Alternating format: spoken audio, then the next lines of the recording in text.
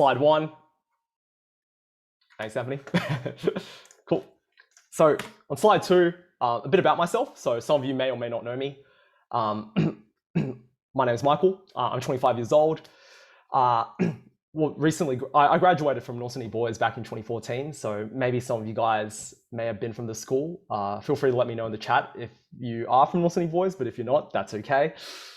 I ended up, getting an ATAR to study a Bachelor's of Commerce at UNSW. I majored in accounting and finance, actually. So very numbers heavy Kai. But also liked writing as well. So you could call it a blend of maths and English. And I just recently took my Chartered Financial Analyst program exams, and now have finally received my designation after almost 4 years. So that's the education side about me, as to why you should listen as it relates to personal finance.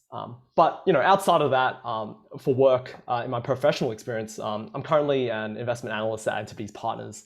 And so the big spiel there, Antipodes Partners is a global equity long-short hedge fund. We're basically a fund manager that looks after people's money, and we manage about $9 billion in funds under management. I cover software, internet, and media companies, which is a very red hot, sexy, exciting place. Feel free, if you guys, in the chat, if any of you have, stocks of your own, or have just watched some of these crazy moves that we've seen from Facebook, down 25%. Yeah, that's my space. So really love technology. I love talking about technology companies. But outside of that, I'm also an investor and advisor to Sydney Science College, which is almost basically 2 streets away from Atlas Academia. It was founded in the early 2000s as a tutoring center, but it's converted itself into a STEM high school now. Sydney's first STEM private high school, in fact, run by Joey Sow and Sean Balnave. But yeah, I really love STEM, and talking to Anthony and Wayne, having met them back in October, I got the great privilege to know more about them and know more about Atlas, and them being a year 10 to 12 STEM tutoring center, really inspires me, and I try to help them out in any way that I can. I've just put a laundry list of other things with my volunteering, and also credit to my mentors, but I'm not going to go into there. So that's it about me. I'm going to stop talking about my biography. Feel free to also check out my website, michaellee.io, if you want. But yeah, I'm going to get started. In terms of the agenda for today, we've gone through the introduction, but really there's 4 points I want to get across. First thing is why should we know about personal finance? Particularly if you're a year 12 student, it's or post year 12 student now, you're kind of just thinking, it's I don't know what super is, I don't know what tax is, I can't be bothered to learn what it is. Those are probably some of the questions you may be thinking as a recently graduated student, or maybe you simply just don't care. That's also fine too. But let's wrestle with why we should know this. The second point is really about, some key principles that you should know as it comes to personal finance, from my point of view. Third point is there are actually, it's 4 main ways we can use money, but there's 3 that we'll focus on, which is spending, saving, and investing. The last point is giving. And then finally, we'll just wrap it up in a summary. So, so why personal finance? Why should we even know about it? I think you feel free to put it in the chat. I'm not here to, force people to turn on their mic, but if you guys want to turn on your mic and yell at me, feel free to, but you can also type it in the chat. There are lots of different reasons for why one should know about personal finance. The reality is, money touches everything, that for better or worse. When you are going to university, you have to pay student fees, probably $1,000 a course. If you're, buying school uniform, that costs money. If you're, buying lunch, that costs money. In a lot of things that you do in life, there's a transaction, and usually you're getting something by foregoing something else. And usually the thing that you forego is money. So yeah, it really is something that touches the everyday life. I think as well, the reality is school doesn't spend time teaching about personal finance, which frankly I think is something that should be in the syllabus. But I think it's not the teacher's fault really. It's really just the fact of the matter is school may not have the talent to be able to teach about personal finance, or don't have the time to. So that's another problem, pain point. And when you think about like why you should know about personal finance, it really is all about balancing your present needs and wants with your future needs and wants. That's something that a lot of people don't tend to think about. When I was in high school, I think we all kind of grew up thinking that the here and now is the most important. We don't really think about what happens to like myself tomorrow. We often get wrapped away trying to think about what it is that pleasures us today. So personal finance is really about teaching you to think about the present and the future. I put this small diagram here to talk about what the starter pack could look like. Taking a public train instead of taking an Uber. Cutting your own hair, making your own coffee. Some people read Rich Dad Poor Dad. Some of you may have read that book. Some of you may have not. It's okay. But yeah, those are some of the classic, let's call it staples as it relates to personal finance. But there's certainly a lot more to it than just those pictures on the page. In terms of key principles that I want to talk about and to think about first, there are certainly a lot that you can consider as it relates to personal finance, but I've just listed 4 that I think are really helpful to think about before we start talking about how we use our money. The first is, there's opportunity cost, there's compound interest, inflation, and then the Pareto rule. So I'm going to spend a bit of time to talk for each of those, if I can. As it relates to opportunity cost, that may be something that you guys may have learned in HSC economics. And if that's so, I'm not here to pressure anyone to give a textbook definition, but this is something that is really all about trade-offs. When you think about trade-offs, you start to think about having one thing but foregoing something else. In this world, resources are limited. For example, if you're in Woolworths right now and you talk to your parents, they might tell you that chicken is expensive, or they actually can't find chicken in the aisles at Coles or Woolies. That's a supply chain issue, but that's just one example of a resource that sometimes you may forget is actually finite. There's only so many chickens in the world. Same thing with like in high school, like when you think about the number of students who you think about the number of teachers that there are in the school system. There's only so many teachers in this world, and that is also a limited resource. The point is, every time that with opportunity costs, every time that you make a choice, you're choosing to forgo other options. I've put in this basic diagram of a blue door and a red door. It's pretty simple, right? If you go into a blue door, you're foregoing the red door. If you go into the red door, you're foregoing the blue door. I think that's a simple example. I gave another example of school lunch, which is there's an opportunity cost of if I bring food from home, which costs me $0, I am actually foregoing the option of perhaps maybe a nicer lunch from the school canteen, but at the same time I'm saving that $8. That's the opportunity cost in a lot of ways.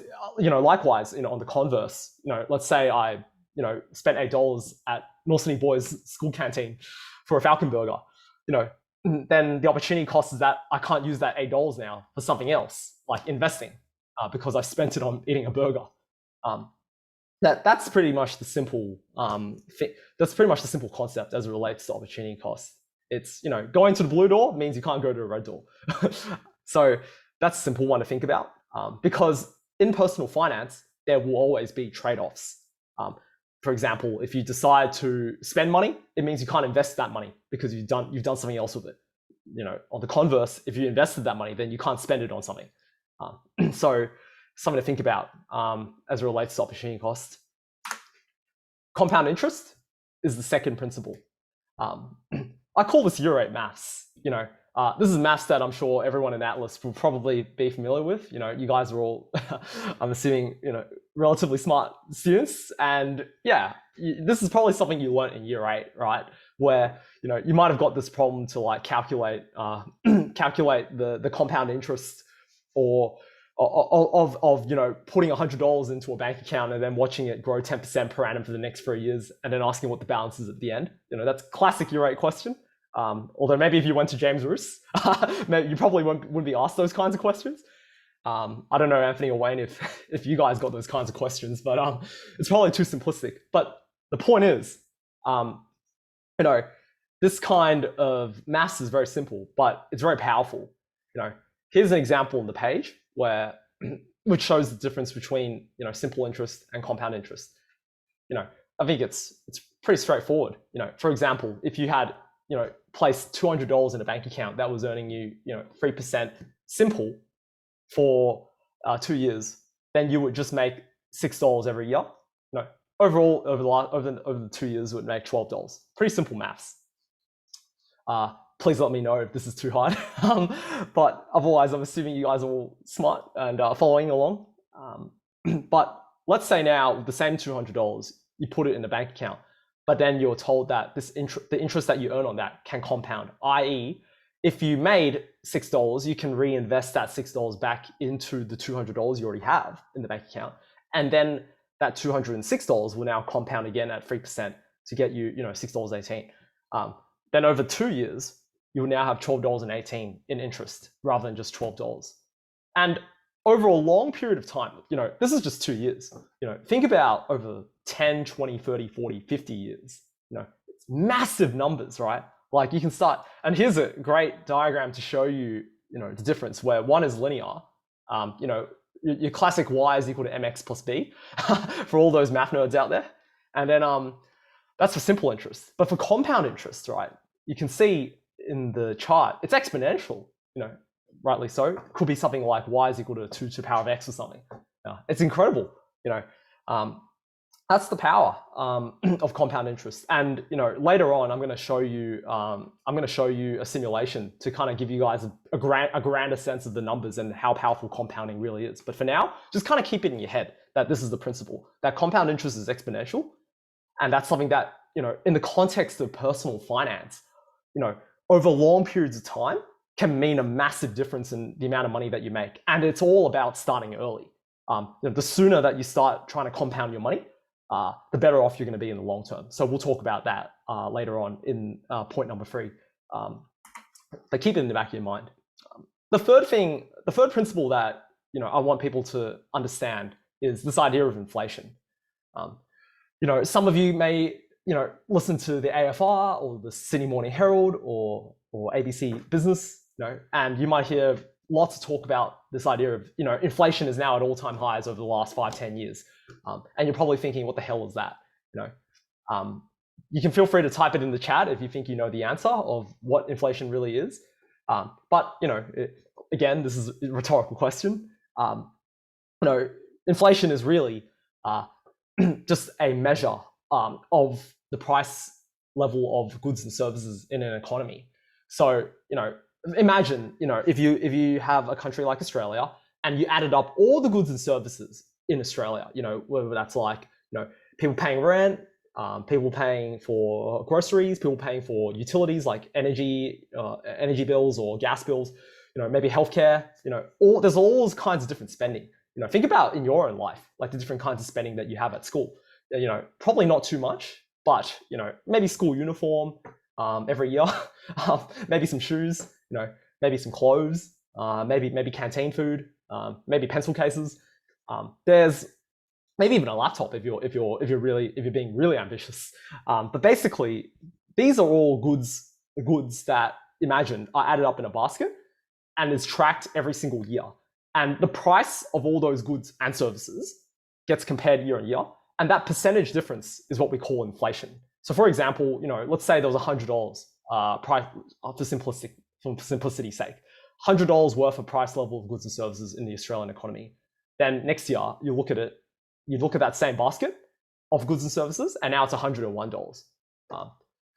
Very simply, I'm not going to ask people to tell me what the math is, but the inflation rate would be 1% on that, right? 101 divided by 100 minus 1 gets you 1%.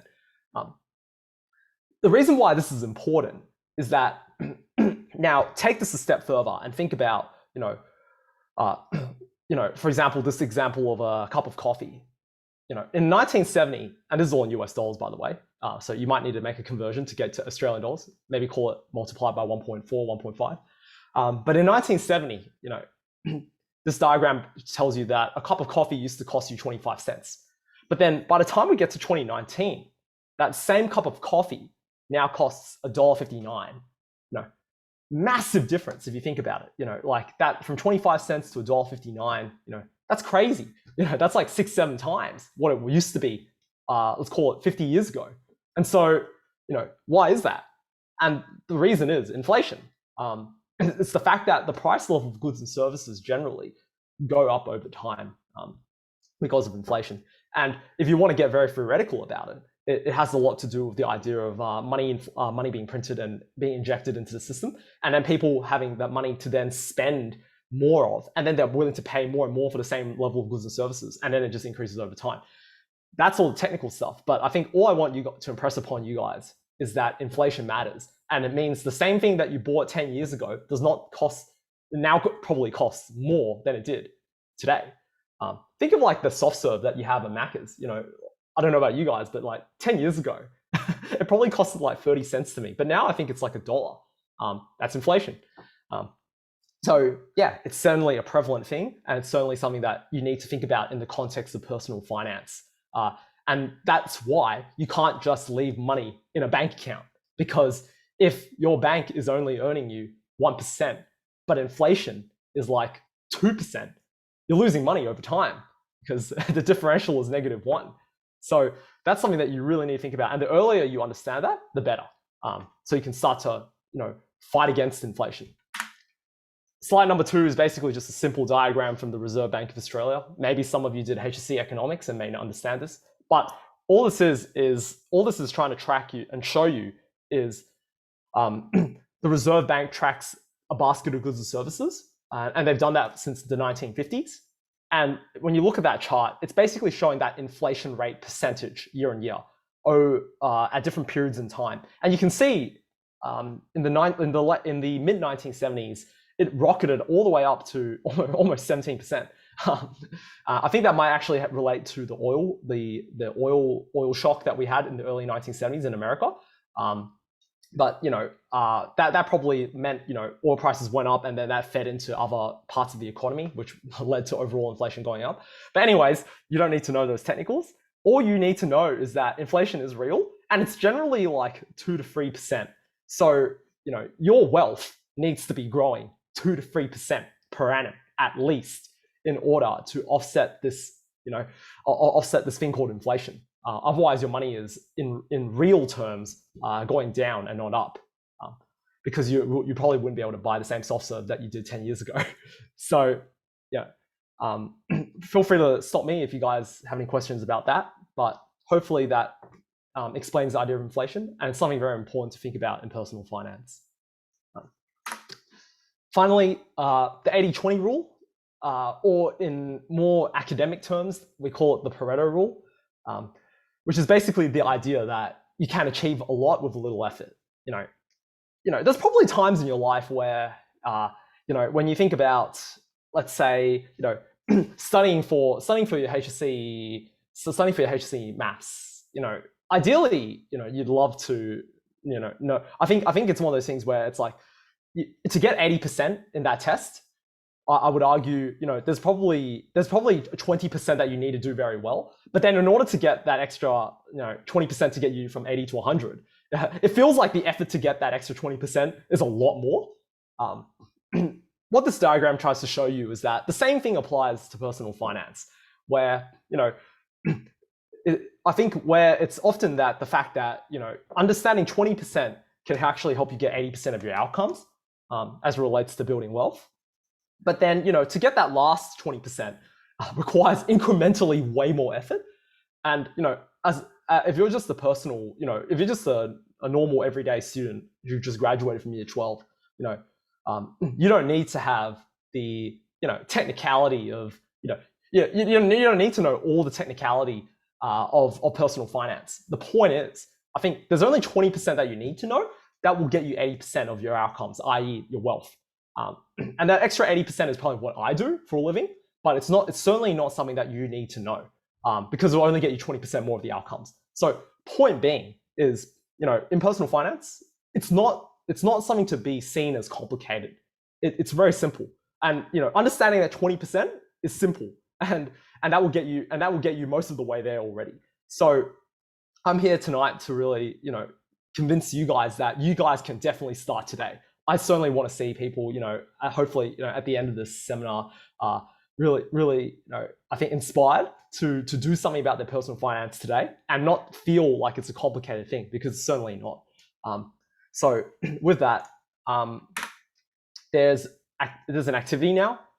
I don't know, Anthony or Wayne, if you guys want me to do the activity or if you guys just want me to speed through. I don't know how you guys feel about a small group just talking amongst yourselves about this question.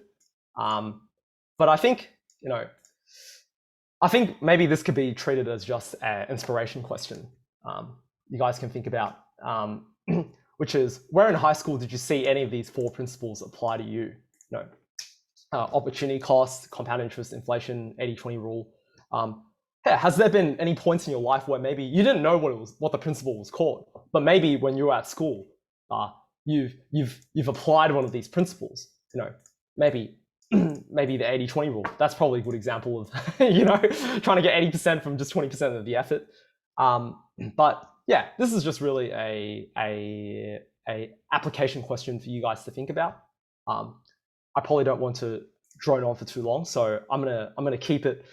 I'll keep it as a question. Probably won't do the breakout groups, but yeah, have a think about it for now.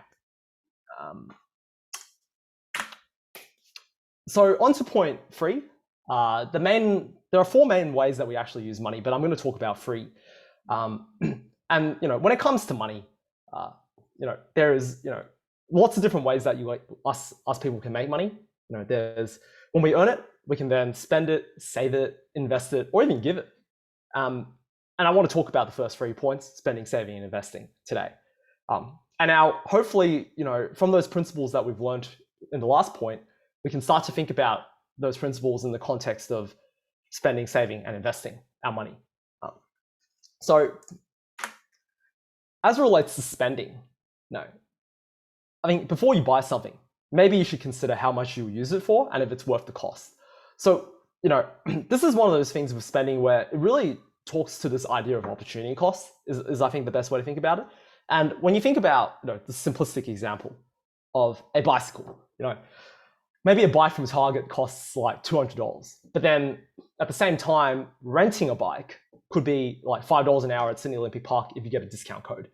And that, on that simplistic example, one of the things that you could say then is, well, it would actually take you 40 hours to get back $200 worth of bicycle time. And so, I guess one way you could think about your spending is, well, if I'm not going to be using that bicycle for 40 hours, then what's the point of buying a bike? Then this could be one way to think about it. For example, like me, I've got friends who love riding bikes and they'll pay like $1,000 for a bike. But then for someone like me, it's never been justified because I can never, rack up the amount of hours, whatever that number is. It'll be 1,000 divided by 5, which would be like, I don't know, you guys can do the math on that. It'll be like 200 hours or something. So yeah, if you're not going to do that, then maybe it's not worth it. So that's one way I certainly want to impress upon you guys to think about spending your money. And here are some other frugal living tips that I got from Invest with Queenie that I found was really helpful as well. Some of the things that I personally do that maybe some of you guys may be doing or may not be doing and maybe should be thinking about doing now is, decluttering, selling unnecessary stuff that you have on Gumtree or eBay. That's certainly something that, maybe after HSC, you've got so many pens that you don't know what to do with it. Maybe you can, maybe if they're really good pens, you could try to sell them to a friend, or you can always give it away. Another one that I often tend to do is having a shopping list. That's often very good for avoiding, impulse purchases. But something that you'll learn in HC economics is, I think companies are really good at putting the milk at the back because they know that along the way, when you go into Woolies, I'm sure you guys probably know this, is there's all these snacks along the way that you have to get past, and all those temptations before you can get to the milk that you always need. So having a shopping list like me or like my parents is a very helpful way of avoiding that. And just having a plan and sticking to it so you don't spend more than you need to. I think another one that I'd flag for myself personally is minimalism. That's certainly one that, talks to buying quality over quantity. How many times in your life, do you think, like when maybe when you're in high school, I think I certainly used to think that way of just focusing on quantity. For example, it's like I used to buy these pens from Big W that were like, I think it was like $10 for a box of 12. And like, I think that was like what I used to do from year 7 to 10. But by the time I went into year 11 and 12, and you're doing your English writing pretty seriously, you need good pens and you need to invest in a quality pen. And I realized that was when I started to realize, these pens weren't really doing anything good for me. I had to put a lot more pressure to write stuff on the page. It was wasting energy on my wrist. And I decided, screw this. I'm going to buy these kinds of pens, which were called Jetstreams. So I don't know how popular they are in HSC anymore, but for kids in my time in 2014, they were very popular, back then. And yeah, I mean, certainly the cost of that was like, I think it was like $3 or $4 per pen, but versus that less than $1 back in Big W. But that was a pen that served me very well in HSC English. And there's probably many examples you can think of in your own life where quality trumps quantity, and that's actually frugal living to be able to buy a quality pen over a crappy pen, even if you can buy more of the same pen. Yeah, Yale. I think it's, yeah. Can you tell me, what are Mitsubishi pens? Like, are they like Jetstreams, or are they better, or do you know in what way? Or you don't have to turn on your mic, or you can just type in the chat. I'm curious if you can explain why to me, a Mitsubishi pen is better than a Jetstream. Don't know. But yeah, I've never heard of Mitsubishi pens. Interesting. Yeah, maybe it's a Japanese thing. Yeah, fountain pens are pretty good, Sean. Yeah, I had a friend who used to use fountain pens back in NSB, and that guy was like the only guy who used fountain pens, and it was, I don't know, it was we treated him very yeah, we took him seriously. Like, I mean, every time he whipped it out, like everyone knew it was serious. But I think the irony was he didn't do too well in English. But anyways, enough about that. I guess you could call that quality, because maybe he kept that fountain pen because it was such great quality, and he could use it later in university. I don't know. No, not like those crappy $1 pens. So yeah, there's a lot of different examples. Yeah, I mean, it's an amazing investment. Agreed. I think there's lots of other frugal living tips. Feel free to put a few that you have in the chat if you guys can know. If you guys have any more ideas beyond just the ones on my slide, but I'm sure there's more you guys can think about. But that's spending. Another point I want to think about in the context of spending is, thinking about some spending in the short term allows you to save for the long term, which kind of relates to the idea that we were talking about earlier of, buying a crappy pen versus a quality pen. There are things that you can buy that actually also can save you money. That's a great idea. I think my friend Invest with Queenie definitely put some interesting stuff in there, talking about buying LED light bulbs, which may actually be more energy efficient than buying just your typical halogens. Maybe there's energy saving appliances you could buy, like finding a very energy efficient dryer or dishwasher or washing machine, versus something that, may be cheaper, but then actually in the long run, uses up more electricity. I think there's some really, and finally, I think the classic example, yeah, that's true. Yeah, she's pretty good. But I would say I think her content is definitely more is more preliminary. But yeah, anyways, there's some good content in there. I think the great example is having a reusable drink bottle. Like, that's certainly one that I've used, and I'm sure many of you guys, if you're Asian, probably will as well.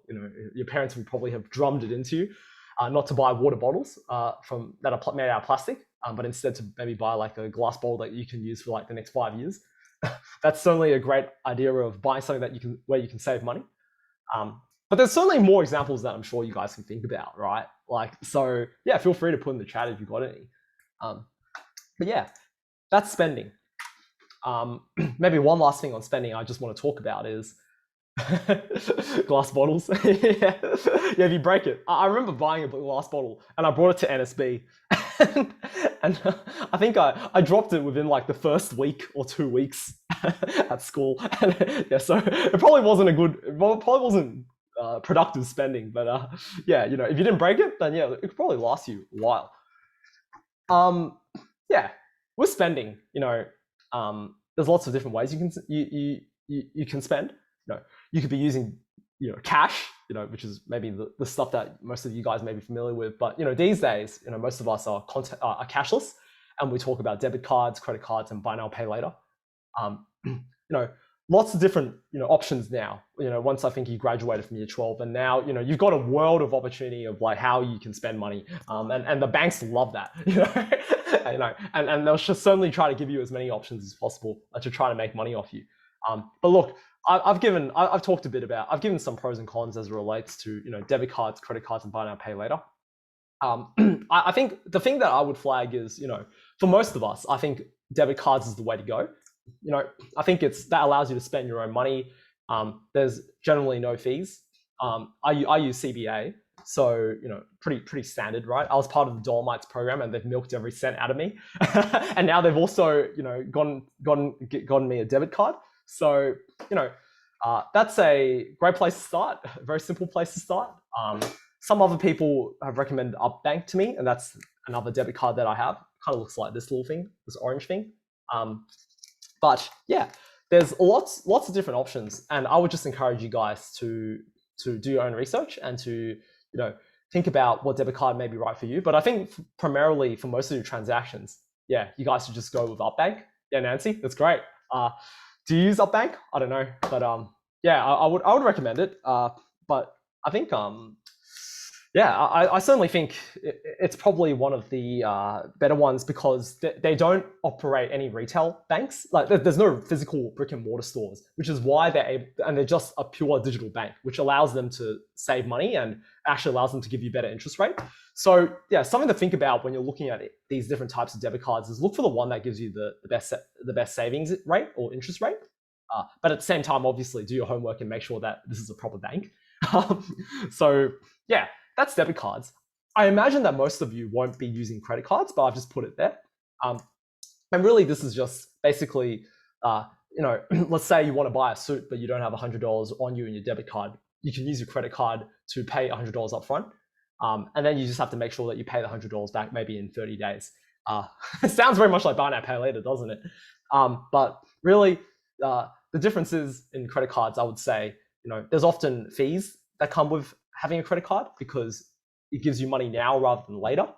And but some people use it because it could stack up rewards. That's why you have like frequent flyer points or whatever. But I think in general, most of you guys probably won't be touching credit cards. I think that's like really just a previous generation. My sister was a big fan of credit cards, but frankly, I don't think it's really useful for many of us unless we want to make big purchases with money that we don't have at the moment. So otherwise, yeah, I think credit cards aren't really something that you guys will probably be looking at. But all I would say is if you do use credit cards, just make sure that you pay on time and you should be okay. Yeah, Stonks is a great place to invest as well. You don't have to. You can also borrow money to buy Stonks, but we can talk about that later. Buy now, pay later. That's just one last thing I've just put in there. Afterpay has really taken the world by storm.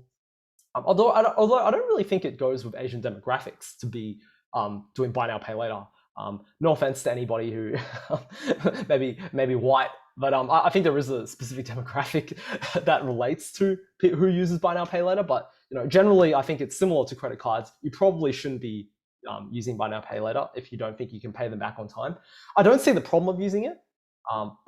Yeah, I don't know, Sean. It was a great stock. Afterpay was one of the best stocks that I ever bought. Back then when I bought it $6.50, and I held it all the way to $30. I mean, it's great stock. Made 4 or 5 times the money. Turning $10,000 to 40, 50,000. But yeah, it's it's probably for an investor, it's lovely. For a customer, I would probably tell you to stay away from it if you can, and probably focus on just debit cards. I think you'll be fine with just that. All in all, though, I think if you want to compare these different types of debit cards, credit cards, or buy now pay laters, I think my friend Nancy Kai here made a good suggestion to use Finder. So finder.com. That's a great place to just do your own research and to compare the pairs. So yeah, keep that in the back of your mind with spending. Saving. One of the things that you can do, which is not as sexy as spending, is you can also save money. And, I think it's, yeah, yeah, Sean. I think it's, investing is a lot more sexy, but we'll get to that. But firstly, something which is quite imperative is saving, which is very important. Because having emergency funds is always useful. I'll give you guys an example. My sister is an optometrist. She's 12 years older than me. She has a kid who's nearly 5 years old now, a baby called Evelyn. And, like back then in COVID, I don't know if you guys remember, you guys may have been year 10 or year 11. But, when COVID hit, that was March 2020. And yeah, it was a very different time, compared to pre-COVID. It was all of a sudden everyone had to stay at home, go in lockdown, and a lot of businesses just shut down and just didn't operate because there was no traffic. For example, my sister, just lost her job because she couldn't make any money because you couldn't operate an optom clinic during COVID in the early days. And so, she was out of work, and, she still had to pay rent, which is like $500 a week. So you try finding $500 a week to pay if your job was just gone all of a sudden. It's hard. But thankfully for her, she had an emergency fund. So that was very fortunate of her. She was sensible enough to actually save up, I think, about 12 months of her usual living expenses, which probably amounts to something like at least $1,000. Maybe it's probably at this point. I probably, I think it's quite a bit of money. Maybe $1,000 or $2,000 a month. Probably at least $2,000 a month, and that's just rent alone. But she thankfully had money saved. That was 12 months worth of spending, and so she was able to, even though be out of work, still be able to afford the usual living expenses for her baby and for herself and for the rent. So it's very important to actually have emergency savings.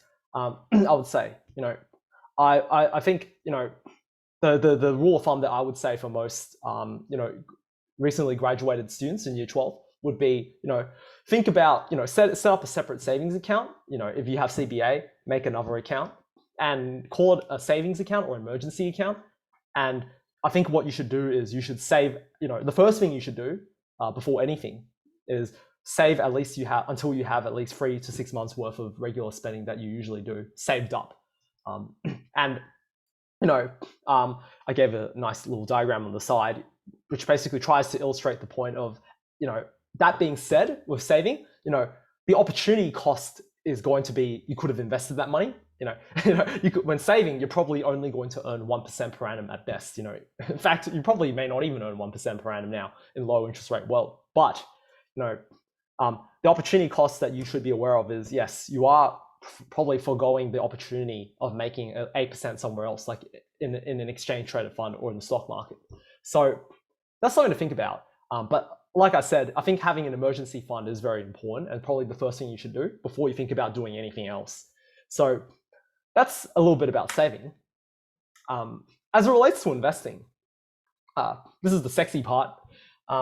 This is about building wealth, and we all love making money. And I think I would say that, I'm going to get to that, Sean. NFTs. Getting started is honestly the hardest part as it relates to investing. I think, there's always going to be a difference between, investing in good assets and bad assets. So the way I often describe this is, you should be investing in assets that are appreciating in value, and not depreciating in value. So appreciating assets versus depreciating assets. For example, if I bought CBA bank stock, for just a simple example, although I would argue it's an appreciating asset because it actually pays dividends every year. It actually pays you back 4% of the amount that you put in every year, just as a reward to shareholders. That's a pretty good asset. It gives you a bit of income every single year, versus a depreciating asset like, I don't know, like buying this, just buying like a crappy quality $1 pen, which probably does not appreciate in value at all, and probably you're just going to throw it in the bin or give it away to someone. That's probably a depreciating asset. There's a lot of different types of assets that you can invest in.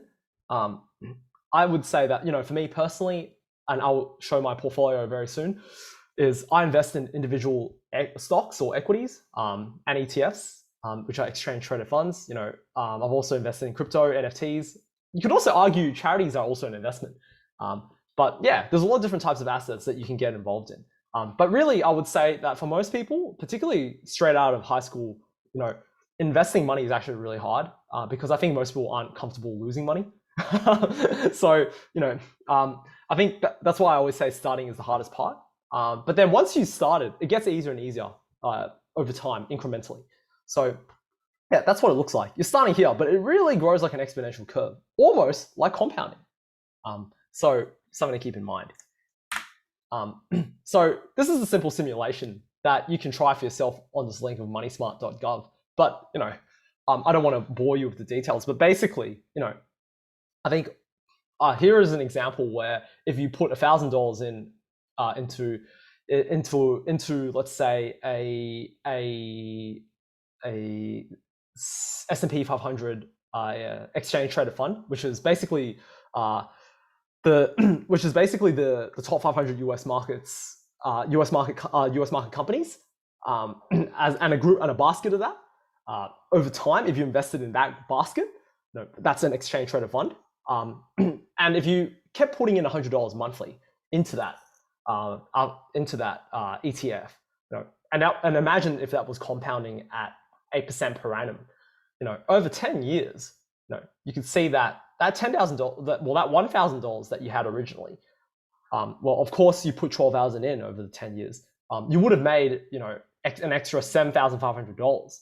I think that's a meaningful amount of money over 10 years, but then start to scale these numbers. If you put $100,000 in there, and you deposited 10,000 every month, then yeah, you can start to imagine these numbers start to not look like 20,000, but start to look like, 2 million. So that's the simple math. Some of you guys who may be more math heavy may be interested in the math itself. And I've just given a diagram to prove what the formula is. And if you put that formula in, you'll get a number that's about $20,000, 500. The only difference is really assumptions about leap years and non-leap years. So anyways, the point is, you can start to see, look at that light blue. It's like all that extra stuff, is just money that's being made from the ETF. It's money that's compounded. That's like almost, that almost looks like, 30, 40% of your wealth is actually not even money that you put in. It's just money that's being created because you've invested wisely in an ETF. That's a great question, Sean. Where do I find $10,000? We'll get to that.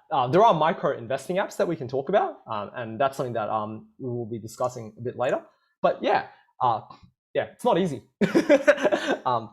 But it's really about starting small, and I'm going to talk about how you guys can do that. Before I get there, something to think about is when it comes to investing, there's certainly this idea that you need to drum into yourselves of, that there's opportunity cost everywhere. In terms of the different assets that you could be invested in, there's a relationship between return and risk. Higher risk you go, probably higher return you go. So, and when you have lower risk, it also probably means lower return. When you think about cash, right?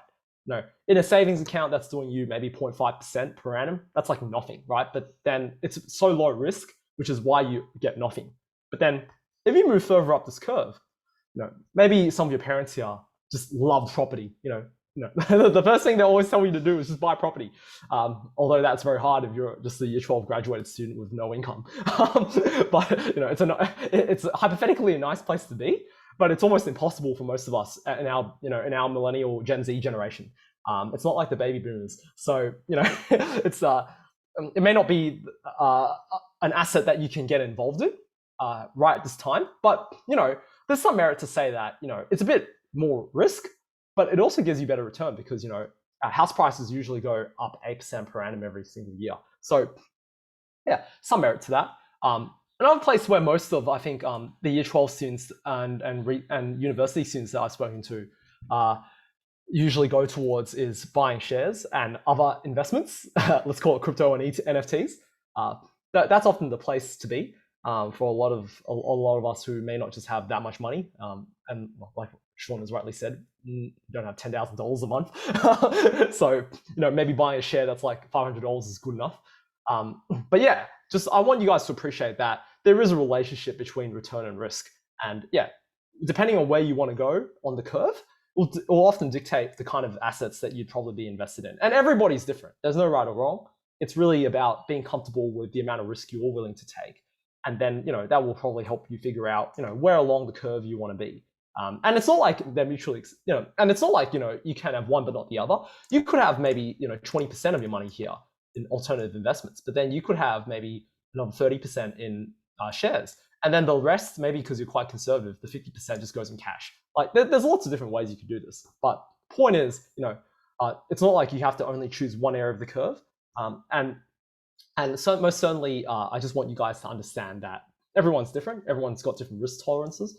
Maybe Sean with his JPEGs probably can just go 100% alternative investments, which is fine. The rule there, I would say to all of you guys who have graduated from year 12 is, when you're early and you're starting young, I'm not here to tell you guys to lose money, but or to just to go YOLO everything. But the point is, you have a lot of time ahead of you. You guys are really young. You probably got 50, 60, 70 years to go. And it's better to take risk when you're younger than it is to take risk when you're like my sister with a kid. Certainly that's something to think about, and probably explains to you why you guys should probably consider the higher risk parts of the curve. Because maybe you have nothing to lose. So that's something that I would impress upon you guys to think about. Here are just many examples of different types of assets that you could be invested in. Invest with Queenie actually gave some pretty good examples. I think all I want to say here is in the interest of time is there's crypto, term deposits, bonds, cash, property. There's a whole heap of stuff. But I just want to impress upon you guys that there are lots of different types of assets that can give you different types of risk and reward outcomes. And so understanding the different types of assets that are out there that may be available to you is important. But that's what I'll say to there. As an example, which hopefully could be quite interesting for you guys, is I do a quarterly call with a lot of my friends and family. With the money that me and my sister manage, and it's a pretty substantial amount of money. But basically, I'm here to give you guys an example of just how what I've just said it looks like in a portfolio for me.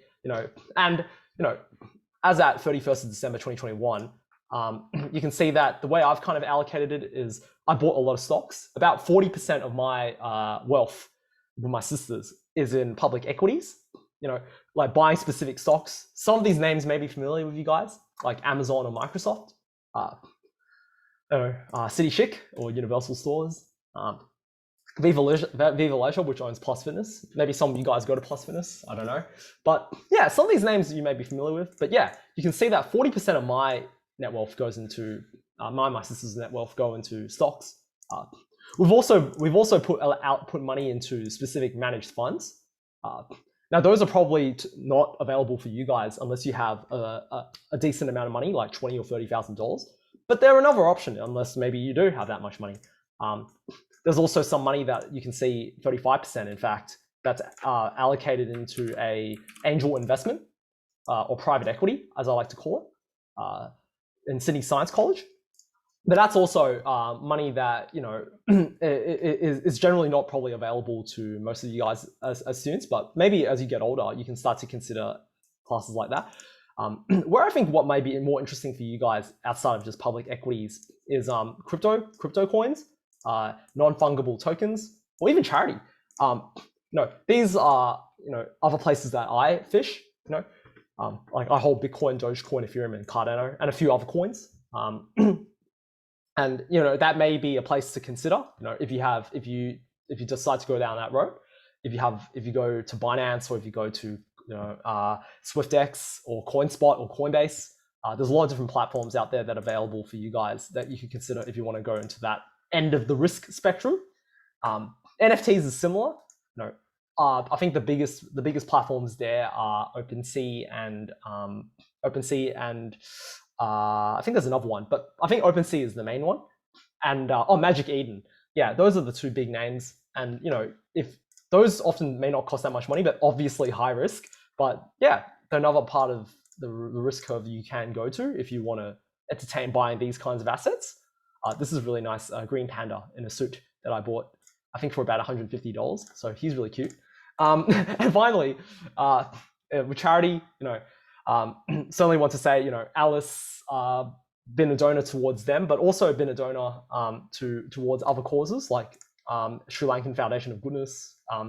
And what I'm here to say is that maybe, instead of saving, spending, or investing your money, you could be giving your money. Obviously, if you're a broke graduated year 12 student, that may not be the first thing you'd think of. But I think what I found is, giving is one of those things that I think provides really great. It really provides you a feeling that lasts you a lot longer than just spending money on yourself, I found. And it really is something that I would encourage upon you guys if you have money to spare, to support causes that you really believe in. And so, anyways, that's just an example of how my portfolio looks like as such. And as it relates to investing, this may be interesting as an answer to Sean, is there are micro investing platforms you can consider if you're not making $10,000 a month. Platforms that you can dabble to start with, if you only have like $50 in your bank account, is CommSec Pocket. If you're with CBA, that's a pretty easy way to start. There's also Raise and Spaceship. I would encourage you guys all to do your own homework to these different platforms, because they all have different kinds of terms and conditions. But those are really good places where you can start, to invest your money if you only have like maybe $100, $200, or $500. So, it can really be a good way to get started, and getting started is always the hardest part. So obviously, aside from that, you should be aware of the pros and cons as it relates to the investing platforms. But yeah, feel free if you guys are unsure about anything. I think I said to Anthony and Wayne to allow me to be in the Discord server. So if that's available, then, maybe you guys have question marks that you may have later about the different platforms. I'm happy to just, answer those questions if you have any later. If you just want a second opinion, that's fine. But yeah, there's a lot of micro investing platforms out there that you can consider to start investing with small amounts of money today. I think this activity, it's already 6:30, so I don't want to drag this on any longer because I really appreciate all you guys' time. But, maybe in light of these different 4 ways of using your money, I want you guys to just think about one thing that you can do starting today in the context of spending, saving, investing, or giving. I know Sean here wants to spend. You can tell me, I'm interested to know, Sean, like, what is it that you want to spend on? Is it just like, I don't know, like just a good meal, or like a Macca's, or food? Yeah, that's not a bad option. But something interesting you can think about is like, I think like maybe as a broke, like, graduated year 12 student, at the moment you may be thinking, oh, I'll just buy Macca's because that's like the cheapest thing I can buy, like $5 for $5 for like McNuggets and chips. But then it's like you could probably buy a lot of those, but then if you think about the quality of them, it's like probably not going to be good in the long term. Yeah, actually ramen's probably cheaper. Yeah, Macca's is a bit too high end. So, but that's okay. I think depending on each individual circumstances, it's okay to be, I think it is absolutely okay to be, spending within your means, and that's what you should be doing. Depending on what your circumstances, adjust for that. You know, don't try to live like an LV, don't try to buy LVMH bags if you're not if you're not working. It's probably not a good recipe unless you're from a family of wealth. So yeah, I think for a lot of us, maybe the simple answer is you would just be spending. But I would encourage you guys to think about investing. That's certainly something that I think you can start early. I've noticed Anthony asked the question from a student. How much money per month do you think someone would have before they start thinking about buying shares ETFs directly instead of going through micro investing apps? That's a good question. I think the amount of money that I would say you should be, well, there's no exact number. I mean, I can give you an arbitrary number, which would be like, if you're making, I'd say at least $500 a month, like that's the minimum that you would need to be able to invest in the Australian Stock Exchange, for example. You can only buy stock if you have at least $500 in share, and you're willing to trade that amount of money. So the minimum would be $500 a month is what you need. But then, I think you obviously should be, saving some money for emergencies first before you think about doing, just moving your whole paycheck into into buying stocks. So yeah, I mean, there is no specific number, but I would say, probably a good rule of thumb. If you're making $500 a month, then maybe you can start thinking about it. Start thinking about buying shares and ETFs instead. Obviously, there's transaction costs. Nothing in this world is free. When you go through CommSec, for example, which is the trading platform of CBA, and you decide you want to buy shares in Macquarie Group, just because your mum works at Macquarie or something, then yeah, you'll pay $1,000, but you just have to be aware that there are extra costs. It could be like an extra $20 because someone has to do the trade for you, and that's when you're buying the stock. Let's say the stock is now $2,000 and you want to get out of it. Then yeah, when you get out of it, you're probably also going to have to pay like $20 because that's just admin cost, right, for the person who has to execute the trade for you. So just be aware of transaction costs. But yeah, I think maybe $500 a month is a good time to think about going from micro investing platforms to actually buying shares and ETFs directly. Yeah, exquisite taste. Yeah. The Australian stock market is not really that worthwhile for investing. It really depends on your preference, Sean, is what I would say. I think, in terms of, I think Australia, like half the market is just mining companies and banks. It's like BHP, Fortescue, Rio Tinto, and then the big four banks. And CSL, that together, which is like a healthcare company, like that together probably makes up 50% of the market. So it's not really sexy or attractive.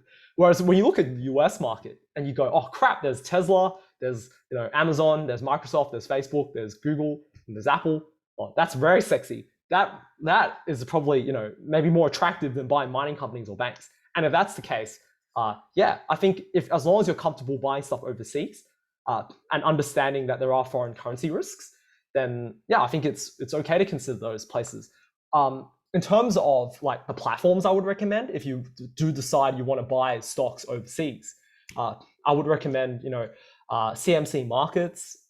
Self-Wealth is also good. They're $10 a trade.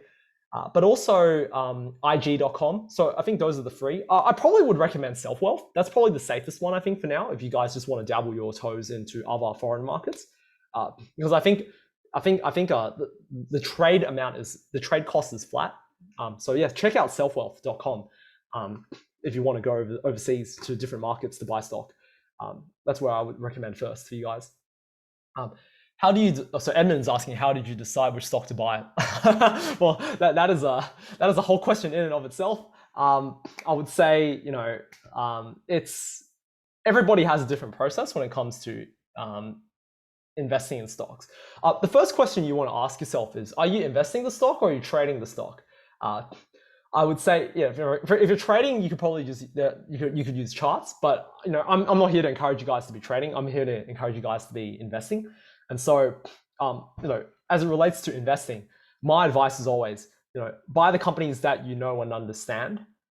You shouldn't buy a company if you can't explain to your mum or dad why you're buying it, in 2 minutes or less. I think it's one of those things where, if someone told you to buy like, Rio Tinto, which is a mining company, you know, but you actually don't know the first thing about what Rio Tinto does, or like how it makes its money, or how much money it's making, then you shouldn't be investing in Rio Tinto. You should stay within your circle of competence. That's what certainly my number one advice as it relates to deciding which stocks to buy is ask yourself the question. It's like, what are the companies that I interact with every day that I understand? You know, maybe for example, you guys often use Instagram a lot. Well, that's actually owned by Facebook or Meta Platforms. And you know, maybe you say to yourself, well, you know, okay, crap, like there's TikTok, but you know, at the same time, Instagram is a powerhouse, 1 billion users every single day. You know, it's also got Facebook also owns WhatsApp, you know, Facebook Messenger. You know, it's got so many different platforms, and I don't think they're gonna, you know, they're not gonna lose their users. It's so addictive. You know, I think that is probably a better place to start to think about whether this is the right stock maybe to buy, instead of trying to, you know, be a hero and trying to buy things that you don't understand. So that's my piece of advice to you guys: is stay within your circle of what you understand. Maybe if you're a girl, maybe you understand clothing companies really well. Well, then if that's the case, maybe you should look at Lovisa. You could look at Universal Stores. You could look at City Chic. You know, those are, you know, maybe the circle that you understand, because you see every day, like, you know, like what the girls are buying, and then maybe you see like they're doing some promos that are really smart relative to other companies. Then that may be a signal for you to go, okay, this is a great investment. I'm going to buy, you know, Universal Stores because they're doing things a little differently, and I like them.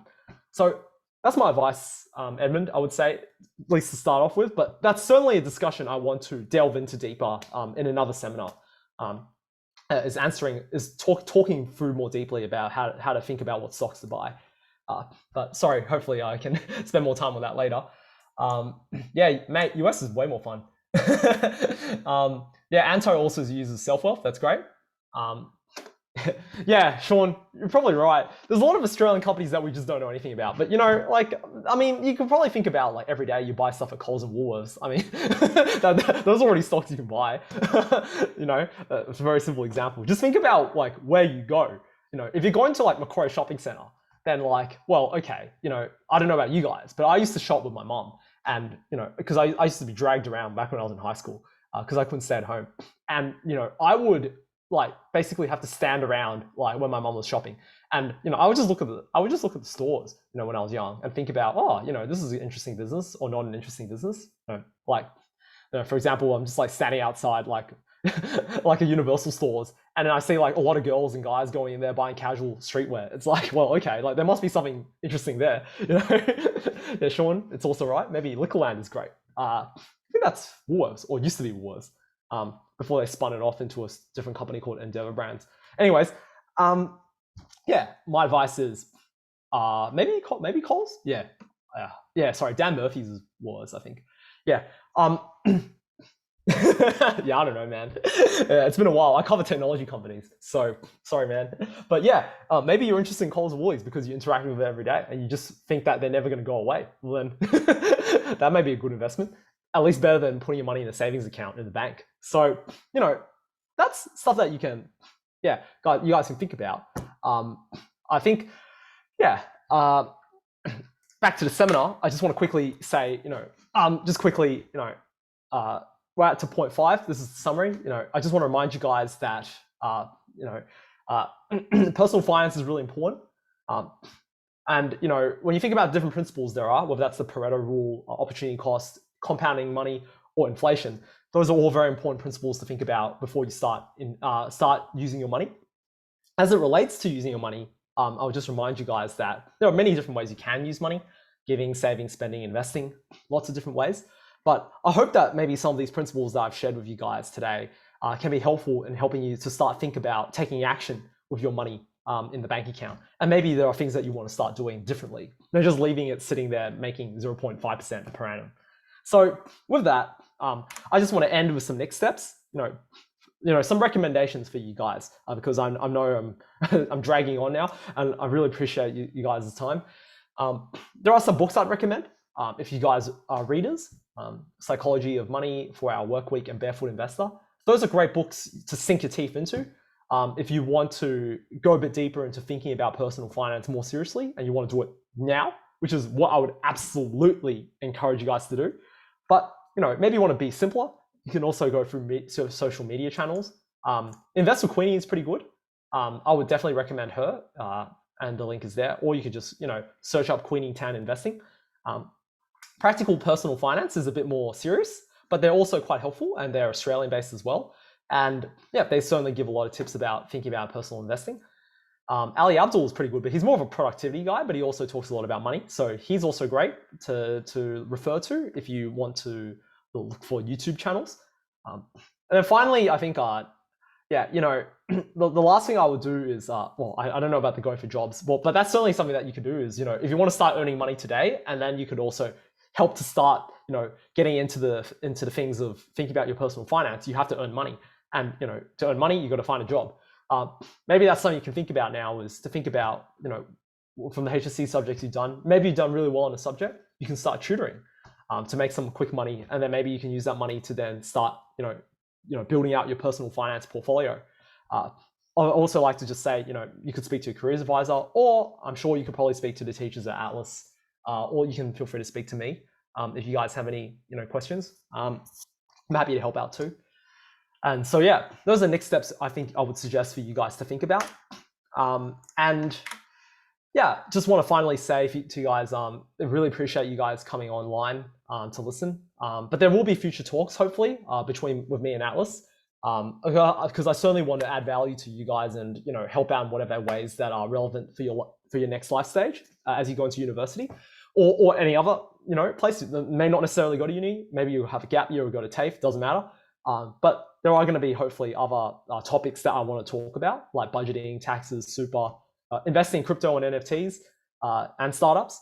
And also thinking about careers, like talking about assessing what job is right for you, maybe writing resumes, doing interview prep, all that kind of stuff I think is really useful. That freaking hell, frankly, I think every high school should be doing this properly and formally. But then, sorry, I sometimes get worked up over this because you realize high school doesn't really spend nearly enough time talking about this stuff. And I certainly think that, I think what Alice is doing is great, and I certainly hope that some of you guys can continue to, stay tuned for these future talks. Hopefully some of these will be in person, and, you can finally get to see how I move in real life. There's a lot more animation than what's on the screen. But yeah, I really want to thank you guys all for coming online. And if you guys have any feedback, maybe Anthony and Wayne, you guys can maybe send an email to the guys, and feel free to, it's anonymous, or you can give your name. You can feel free to share whatever feedback you have or what things you want to hear back from me. I'm certainly always open to feedback. And yeah, with that, I just want to just end this formal presentation now. 6:46 p.m. I think it's been about an hour. And yeah, I'm happy to stay on for another 15 to 20 minutes if any of you guys have Q&A. You can feel free to turn on your mic and ask, or you can feel free to just ask in the chat box.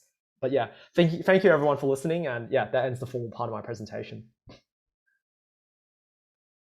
Anthony, Wayne, do you want to come back online, or do you want me to just keep going? I'm easy either way. Yeah. Thanks, Sean. Thanks, Nancy. Both Nancys. Oh, thanks, Wayne. Yeah, I see a question on A2 Milk. Yeah, Nancy, with A2 Milk, yeah, that's an interesting business. Look, let's talk about it. That was a red hot stock. We used to call it the darling stock. If you think back to 2018, 2017, that was a ripper of a stock. Just look at the stock price. If you go back 5 years ago, look at this. 2018, even 2019, even 2020 before COVID, it was a rocket ship. Going from, let's call it $2.50 to $19. That's like an A bag or whatever. Yeah, this company has been in let's call it the sin bin. it's in the garbage can for a lot of rightful reasons. Basically they fired the CEO around here. They fired the CEO around 2020 because margins were going down, because basically what the problem with A2 Milk is that, some of you guys might know this if you have Chinese friends, is the Daigou channel was the reason why A2 Milk was doing so well, because there was an arbitrage opportunity, as in you could make money by simply buying A2 Milk in Australia, going back to China and then selling it at the airports in China, because people would pay exorbitant amounts of money for A2 milk in China because no one bought the milk in China. So, because no one trusted Chinese milk. So for a long period of time, the Chinese people would do that. But then it basically stopped in 2020. And as you can probably imagine, like I think sentiment towards Australia has probably gone worse for the Chinese audience. And, Daigou channels slowed down. And that was actually why A2 milk sales started to slow down. And, that stock was also very expensive. And, expensive stocks that cannot deliver growth get punished. And, you'll see the stock go now from $20 down to $5. That's it. Yeah.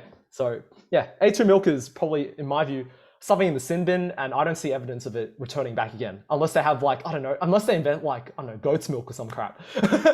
they need a story to drive the stock higher, and they can't rely on the Daigou channel anymore. So unless they have a new story, yeah, I'm out. Not interested in A2 milk. No. Yeah, Anthony, Wayne, did you guys want to say anything, or did you guys have questions? I don't know. Not a huge amount from us. Happy to just chill and keep questions. Yeah, sure. Yeah, this is chill, guys. Like, yeah, feel free to, say whatever you want. You can say I suck as well. That's also fine. Yeah, Sean, it's interesting. Yeah.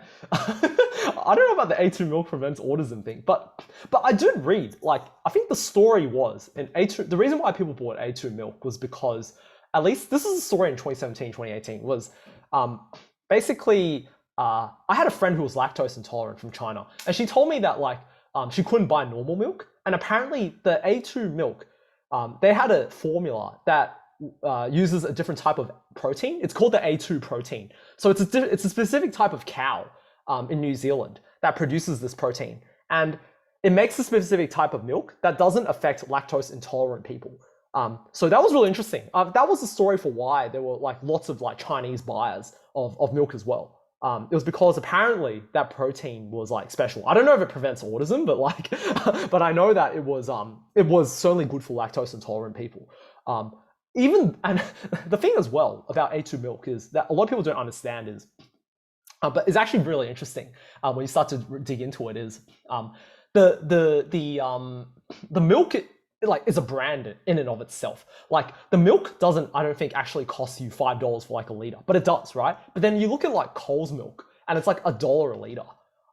And you wonder why is it $4 more expensive for the same liter? And it's just branding, man. It's just because apparently this idea of A2 protein is special, and people will pay $4 more for it. So yeah, never underestimate the power of branding. Another great brand is Disney. If you think about Disney, I think is one of the greatest brands on earth. It's think about when you hear the word Disney, it elicits this idea of storytelling, Marvel universe. Mate, yeah, Sean, Disney Plus is doing incredibly well. Absolutely insane. Think about the numbers, man. It's 100 million plus subscribers paying $10 a month. I pay $10 a month. Yeah.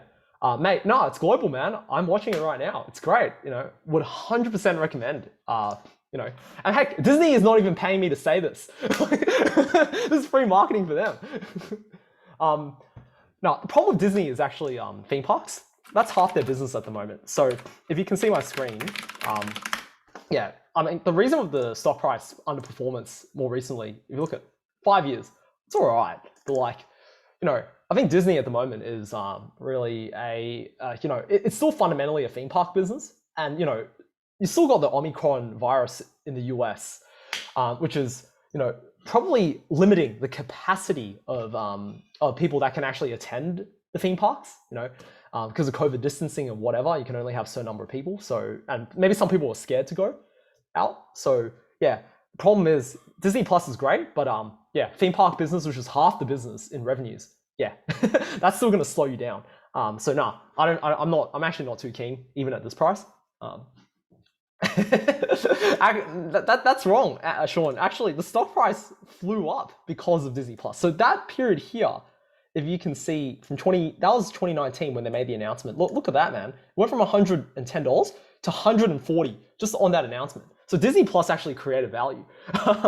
But yeah, they're probably going to just keep recycling the content. It's like Monsters Inc. is now Monsters at Work. Up now has a series about the dog. They just keep recycling content, man. And as long as they have lifetime value, then it's fine.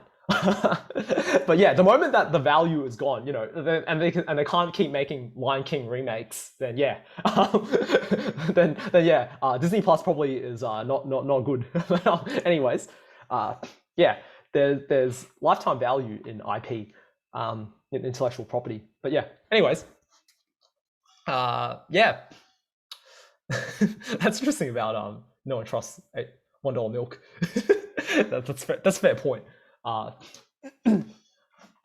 Anthony, why do you still swear by A2 milk? I don't know that. Not as like an investor. It's more just I still drink A2 milk. All right, yeah, it's great. Oh man, makes things better. yeah. My dad said apparently, like, yeah, you know, it's a bit disgusting, but like pooping is actually easier. So I don't know. Maybe if you're an old person, like, maybe there's some value there to help you poop. Like, that's definitely a win if you're paying, you know, an extra $4, but it helps you poop better. Anyways, yeah. I think wasn't there a thing in Walt Disney's will that says the Disney classics must be made every 10 years to keep it alive? Well, maybe. I think Walt Disney, the man himself, was always a very big believer in intellectual property. So I mean, yeah, when you think about Disney, right? Like, why is it so valuable? You know, why is it like a $200 billion business? It's because the value of its content is like perpetually revenue generating. It's like, you know, people that talk about Lion King from like 30, 40 years ago, you know, and then, you know, you do a Lion King remake and you can still make like millions of dollars today. You know, that's pretty good content. You know, that just lasts through the century. Your grandpa knows it, your dad knows it, you know it. You can also make it into a, you know, and it's not just content on a film, you know, it's also, you could use a Lion King, you know, theme park. You know, you could have a ride that's like themed with Lion King. You know, there's all this great stuff that you can do with content beyond just watching it on TV. You know, selling merchandise, that's always a great thing to do. You know, selling TV series could be great. You know, you could also do that. You know, selling theme park rides could also be great. You know, yeah. I don't think there was anything in the will that required them to refresh it. I think they only refresh it because they can make money out of it. That's the frank answer, Sean. I think, yeah, frankly, right? Like, it's because the content is everlasting. That's probably why they do it. It's the facts. Yeah, that's boomer thing. Okay. Yep. Yeah, I think another question that I often get asked by like recently graduated students is as it relates to just stocks is like what about like stocks? It's like, what about like GameStop or like AMC Entertainment? I know some people have asked me about those. If you guys are interested, look, from my point of view, I'll just say a quick few words about it. I think they're both dying businesses. Like, just look at that. Just look at that. $200 and now like $100, and it's probably going to go down. This stock used to be like $4 or $5. But anyways, before COVID. But yeah, this is a business that I probably would advise you should probably stay away from, at least for another year. So maybe some of you guys may be thinking about stocks, but I would tell you to avoid this one. And I would also tell you to avoid this one at the moment, although they sound sexy. One's a video game retailer. This one's a cinema operator. You know, it's like $40 and now $15. It's just going to the garbage can. Basically, yeah. For now, probably the best idea I would say is my advice to most people is to buy I think VGS is often a good one. If you want to buy ETFs, this is often one of the ones that a lot of people will buy, which is Vanguard Global Shares Fund. This is pretty good. If you look at the 5-year chart, look at it. Just clean, you know, $60 and now $100 over 5 years. Look at it, max. Well, it hasn't actually done longer than that, but yeah, you get the point. Like, so these kinds of things, if you just keep investing in them, do all right in the end. So that might be a place you guys might want to look if you just want to buy a basket of global companies. Maybe VGS is a good ETF to get started on. If you want just the Australian version, I think that's called VAS, if you guys are interested. Although it has been a bit more choppy, I'd probably recommend VGS instead because you're globally diversified. But if you guys are in for the sexier parts of the market, NDQ, which is the NASDAQ 100, that's basically the top 100 US companies, excluding financials. is also a very sexy part of the market to be. A lot of these are just basically tech companies. And look at that, $10, now $33 since 7 years ago. Not bad. The other last one I'd recommend to people is SMH. What I would say ETF wise, look at this one. Don't worry too much about this period, but I would say look at this period from 2012 onwards. Up 700%. $33 and now $270. This is basically a basket of like 30 semiconductor companies. And if you think about like digitization in the world, it's like everything needs to be powered by chips. Whether that's a smart home device, whether that's a computer, whether a laptop, tablet, Tesla car, you name it, everything's powered by chips. This is basically a play on that. If you guys want to find a sexier ETF to get into, this is definitely the one I would say. In terms of just semiconductors, it's going to be around forever, unless maybe someone decides that quantum computing is like the way to go, and then I don't know, maybe we figure out something that's like way different from semiconductors that can power the future of computers. I don't know, but for now, this is one I would recommend if you want a sexier ETF to get into. But yeah, those are probably the things I would flag in terms of ETFs that you may be interested in buying. So yeah, if you guys have any last questions or not, I know it's 7 p.m. now and I want to stay on the dot. I don't want to waste any more of your time. But really appreciate, okay, what is the difference between micro investing and just investing? Micro investing, Sean, is basically just putting small amounts of money in different assets. Well, it could be stocks, it could be crypto too. But basically it's just small amounts of money. Let's call it $100, $200 max. Whereas in basic investing is just like, now let's say at least $500. And you're making a trade that's like $500 and not like 10, 20, 30, 40, $50. That's the difference. It's just the size of the money that you're investing is the difference, I would say. Yeah. Was that helpful? Anthony, Wayne? Do you think that's, yeah, I think, hopefully I didn't miss any questions. I certainly don't want to hold anyone else any longer. But yeah, for all of you guys, if you can see my screen still, I would just, probably like to conclude and just say that if any of you guys are interested to find more about me or reach out to me, I'm always open. I would say just find me at michaellee.io. And if you open that website up, I would just say, you'll see this, but you can see down here, there's a get in touch. If you guys have Twitter, you can ask me on Twitter. If you have questions, if you guys just do email, I have my email right there. So you can feel free to, if you have other follow-up questions, email me, tweet me. Maybe I'll be added to Discord. I don't know. That's up to the bastions at Atlas. But yeah, otherwise you can always just find me on my website, michaellee.io. Yeah, Nancy's question, volatility of crypto. Yeah, when you think about crypto, which is an interesting space in and of itself,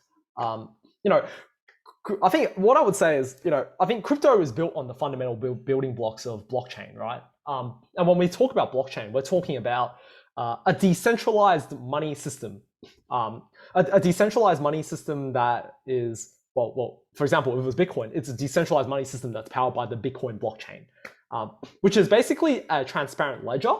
That it's like, imagine if everyone has a ledger of all the transactions in the world of Bitcoin, and everyone holds that ledger. That is what the blockchain basically is. So it is very transparent. It cannot be tampered with because everyone has the same ledger. And when a transaction is done on the Bitcoin blockchain, as in, maybe one person buys a Bitcoin and one person sells a Bitcoin, that transaction gets recorded in the ledger or the blockchain. So the only reason I have to go into this is because I want to explain that there is a fundamental to this. There are fundamentals to this. It's not just some pie in the sky thing. Like the underlying technology behind it is, actually quite interesting. When you think about, it's like if I want something that's decentralized, which is not controlled by a bank, but it's just everyone owns that ledger. Like then, that may be something that may be interesting to you, and maybe you think there's value there. Then Bitcoin may be worth something, right? But all I'll say to here is, yeah, let's just look at the chart on the screen. Let's do AUD. Let's keep it easy. I think you can certainly see there's a lot of volatility, right? It's like on any look, just in the last 7 days, Bitcoin's moved up 8%, Ethereum's moved up 16%. Far out. If you bought Ethereum, 7 days ago, and you held it to now, you'd make 16%. $100 become $160. What? It's $116, not 60. But yeah, very volatile when you look at these charts. Certainly over even a longer period of time, yeah, they're very volatile. But to your point, Nancy, about are they worth it? Well, it ultimately goes back to the question of do you believe what crypto is, and do you believe in the underlying technology? I think that's the question you've got to ask yourself. And I think if you don't understand what you're buying, you shouldn't buy it. I think as long as you've done your homework, then I think you should. Yeah, then I think maybe the volatility could be worth it, right? It's really up to you to decide, I think, for yourself, like whether it's right or wrong. I can't tell you, but I can certainly help you. Maybe we'll have an investing in crypto seminar another time, and I can certainly delve into more of this topic. But Nancy, if you're interested, feel free to message me after. I actually have a big database where I actually have primers which explain the different types of asset classes that I've invested in. So when I say you should buy things you understand, I actually do my research. And so, for example, in my crypto folder, I've got a whole Bitcoin thesis right there, like that I'm happy to share with you guys. That basically talks through all my research and my understanding of the blockchain and also Bitcoin itself. So yeah, I've done my homework. I'm happy to share that with you if you're interested to go a bit deeper. But yeah, I've got my own research done on Bitcoin, and I think I understand why I'm buying into it. So yeah, I think as long as you do your own homework, it doesn't have to be crazy. Just read about it, understand it, and if you're comfortable with it, risk only the amount of money that you're willing to lose. And I think that's okay. Yeah. So yeah, hopefully that answers your question, Nancy. What can you actually do with cryptocurrency?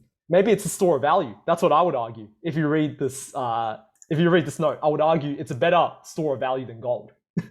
But that's my argument. If you're interested, Yale, yeah, greatest regret from investing career. Good question. I think at the moment I would say, there's a great example. At the moment, I think one of the greatest regrets has been selling Afterpay too early. So, freaking hell, like. So I'll show you guys. It's not called Afterpay anymore. But back in the day when it used to be called Afterpay, it was bought by Square, right? Which is an American company. But if you look at the old chart, bloody hell, you may not even be able to see it anymore because it's been bought out. But basically, this company, you guys know, was like famous for the buy now, pay later wave. And it was really, really popular for that movement. And when you look at the chart, right? This was like 5 years ago. Like this was the APT chart. And when I bought the stock, this was back in late 2017. I bought this thing at $5, like back then. And the reason I bought it was because it was in my circle of competence. I was with my mom that day, shopping for groceries. And then when I was walking around, I saw outside a lot of the stores, like Universal Stores, Glassons, Lovisa, they all had this logo called Afterpay. And then I said to myself, this is interesting. It's like, let me look it around. And then when I walked around the floor of Macquarie Shopping Center, I found basically like 80, 90% of the stores had the Afterpay logo.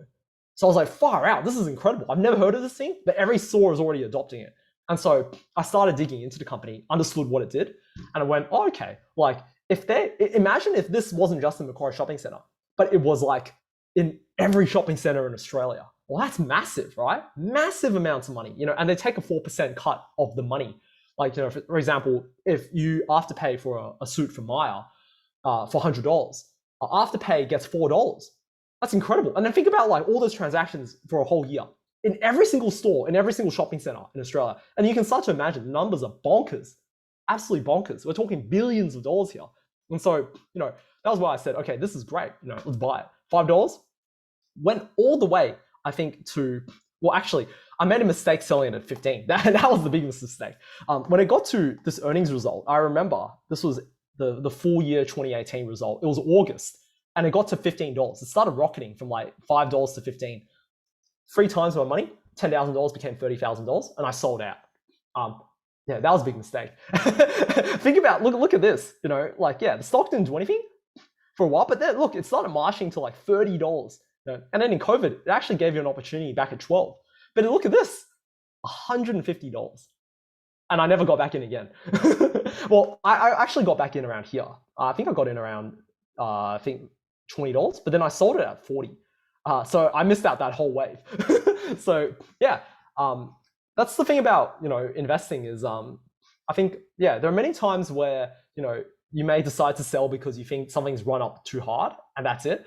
But I would say that for very good companies that you believe in, probably they're just going to keep going. And the best thing you can do is just to hold on. I think something that you guys should think about and remember is that stock markets generally just go up. Over time, stock markets go up. That's it. That's all you got to know.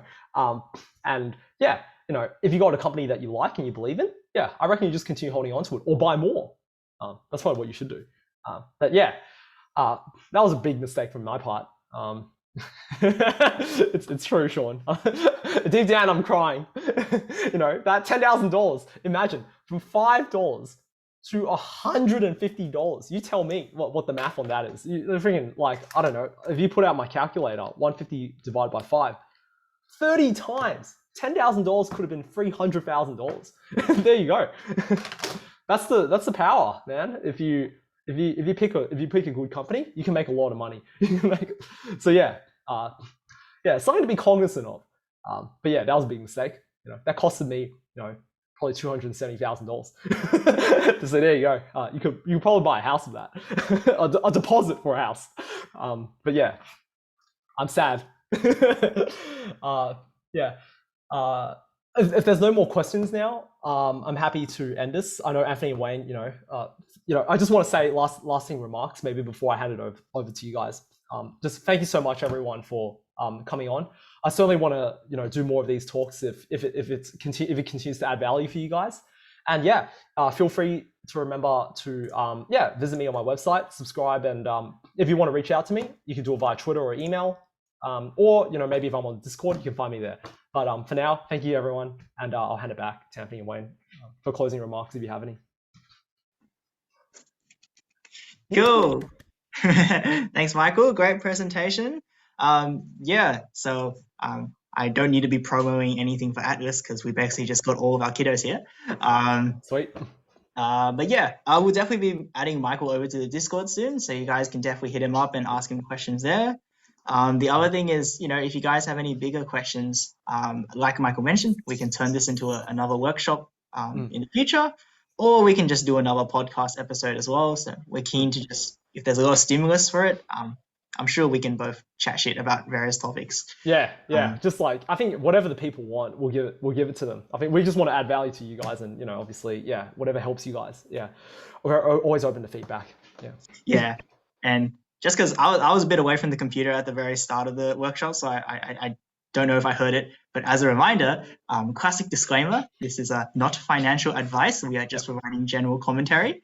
I've got to cover my backside. No, I'm sure Wayne would be the one who would tell me you should probably put a disclaimer. The wise guy in the group. Yeah. Thanks so much, everyone, and I'll see you next time. See ya. Thank you, See you Michael. guys. Thanks, everyone. Bye, guys. Take care.